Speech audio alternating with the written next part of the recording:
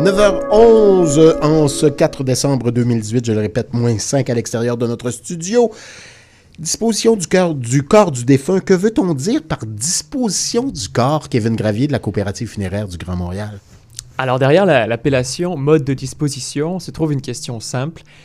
Que fait-on avec le corps du défunt? Et en fait, cette question est simple, mais elle est très importante parce que notre corps, c'est l'héritage le plus intime que nous léguons à nos proches. Et c'est pour cela qu'il a depuis toujours été au cœur des rites funéraires. En fait, c'est vraiment comment disposer du corps, c'est la question essentielle à laquelle la famille doit répondre. Et dans toutes les époques, toutes les cultures, les soins apportés au corps du défunt sont l'activité en fait principale des funérailles. On traite la personne à la hauteur du respect et de l'amour qu'on lui a accordé en fait de son vivant. Mm-hmm. Juste le mot embaumer. Oui. Hein? On met du baume. Oui, effectivement. Ça fait aussi ce qu'on utilisait, le baume, justement, pour l'embaumement. Il y a énormément de respect dans le terme. Tout à fait. Puis même à ça, sans parler de l'embaumement, il y a aussi toutes les ablutions du corps, le fait qu'on va simplement laver le corps du défunt. Ça se fait dans beaucoup de rituels. D'ailleurs, parlant de rituels, le choix de disposition, en fait, il a été très souvent régi par les codes sociaux. On peut penser, par exemple, à des funérailles organisées selon la classe sociale, les funérailles royales, militaires ou de tout autre personnage public.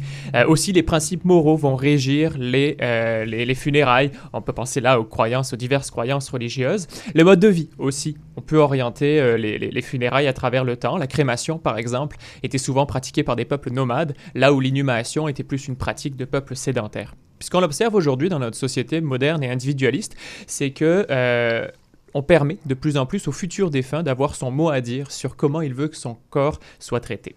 Pourquoi ça mérite préparation? Pourquoi il faut se préparer à ça? On va être mort, on ne le saura pas.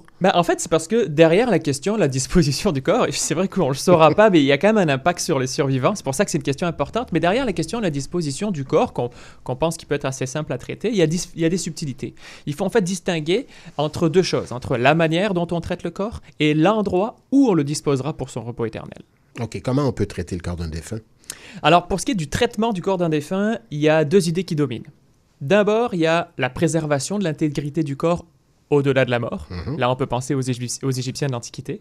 Et de l'autre côté... Qui momifié. Exactement. Puis l'idée vraiment de préserver le corps le plus possible contre les effets de la mort. Et de l'autre côté, à l'inverse, on va avoir une volonté de transformation par la réduction du corps, le fameux retour à la poussière. Et donc, dans ce cas-là, on va opter soit pour la thanatopraxie, l'embaumement. Dont on parlait la semaine dernière avec Caroline Cloutier. Ou la réduction du corps, qui va en fait principalement être une réduction du corps en cendres. Aujourd'hui, en fait, on va souvent observer une combinaison des deux, l'embaumement et la réduction en cendres. Par exemple, pour des personnes qui souhaiteraient une exposition du corps, mais qui n'ont pas de l'eau au cimetière. Pour ces personnes-là, en fait, ils vont faire une exposition, donc ils vont embaumer le corps parce qu'on n'expose pas de corps qui ne soit pas embaumé. Et après ça, une fois l'exposition faite, on va réduire le corps en cendres pour pouvoir en fait en disposer. Pour réduire le corps en cendres, la méthode la plus courante, c'est la crémation. C'est la réduction du corps par le feu. Mais aujourd'hui, on voit émerger de nouvelles manières de réduire le corps. L'aquamation. Exactement. Ça, c'est la réduction du corps par l'eau. Il y a aussi l'humusation. Le terme n'est pas encore défini. L'humusation. C'est la réduction du corps par la terre, par un effet de compostage. Alors, il faut noter que ce soit l'aquamation ou l'humusation, ces pratiques doivent encore passer le test de l'acceptabilité sociale et de la loi. Donc, en fait, l'aquamation, elle fait ses débuts au Québec. On en entend parler de plus en plus. L'humusation, elle, est encore au stade de projet dans certains pays.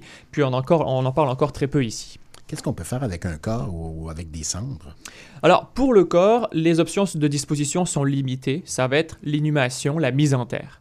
Pour les cendres, il y a plusieurs choix qui s'offrent aux familles. On peut décider, par exemple, de placer l'urne dans une niche, dans un columbarium. On peut choisir de disperser les cendres, on peut choisir d'enterrer l'urne, ou on peut choisir aussi de conserver l'urne chez soi. Il est à noter que la dispersion des cendres, c'est une activité qui est encadrée par la loi et qu'il convient de s'informer avant de disperser les cendres d'un proche. Il en va de même pour l'inhumation. On ne peut pas enterrer un corps ou des cendres n'importe où. Qu'est-ce qu'on peut faire avec le corps, alors? Le corps, ça va être l'inhumation en cimetière. Ça va être vraiment là la place où on peut l'enterrer. Pareil pour l'urne également. Ça va être vraiment le cimetière qui va être le choix de préférence. Moi, ce que je vais souvent conseiller, c'est vraiment d'aborder cette question-là avec son conseiller lorsqu'on rencontre justement pour des arrangements funéraires. OK, donc c'est pas une question légère. Ben, c'est pas une question légère, non, parce que faire avec le corps, c'est une question, en fait, c'est la question la plus importante dans la préparation. Un temps que c'était préparation. une évidence, mais plus maintenant. Effectivement, ben, comme je le disais au début, oui, fut un temps, on se posait pas la question, on faisait selon les codes sociaux de notre époque et de notre culture. Mais aujourd'hui, vu qu'en fait, eh ben, de plus en plus, la vie des individus compte, eh ben, c'est une question qui se prépare d'avance, c'est la question la plus importante, puis il faut quand même l'aborder un peu comme des fois aussi, on se pose la question, est-ce que tu vas laisser ton corps à la science, etc. C'est quand même des choses qui sont à la science, ou alors est-ce que tu veux donner tes organes? Donc ça, c'est des questions qui sont Qui importantes. méritent réflexion, puis qui ne s'improvisent pas nécessairement. Effectivement. Puis moi, ce que je dis, c'est vraiment que c'est vu que c'est la question la plus importante pour la préparation des funérailles, quand on a la chance d'avoir un corps, justement, ben, il faut prendre le temps de se préparer. Puis c'est vrai que par rapport à cette question de la disposition du corps, on peut choisir d'y répondre pour des considérations purement pratiques. Puis à travers le temps, ça a souvent été en fait les considérations pratiques qui ont dominé. Aujourd'hui, par exemple, les considérations pratiques, ça va être les économies qu'on va réaliser parce que ces services funéraires ont un coût. Donc on peut faire ça. On peut choisir pour des considérations purement pratiques. Mais moi, je dirais que c'est encore mieux en fait si le mode de disposition est choisi en fonction du sens profond que l'on veut donner en fait au dernier hommage que l'on accorde aux défunts. Ben voilà. Ben merci beaucoup, Kevin Gravier de la coopérative funéraire du Grand Montréal. Vivez en paix. Présenté par la coopérative funéraire du Grand Montréal.